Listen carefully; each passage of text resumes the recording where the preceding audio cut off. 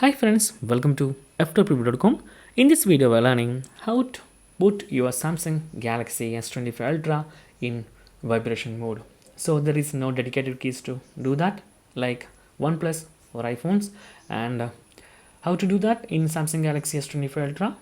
Just pull down the notification panel.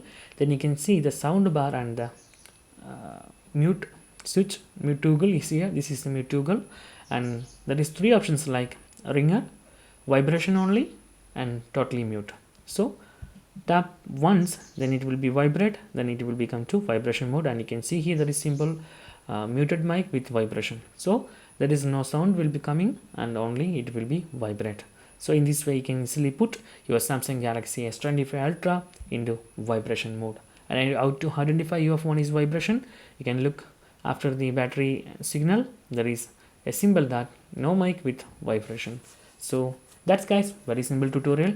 And if you need any kind of Android or iPhone tutorial, just comment below. I will post my replies as videos so you can easily watch and understand it. And if you enjoy this video, please like, comment, share and subscribe our channel for getting more videos like this.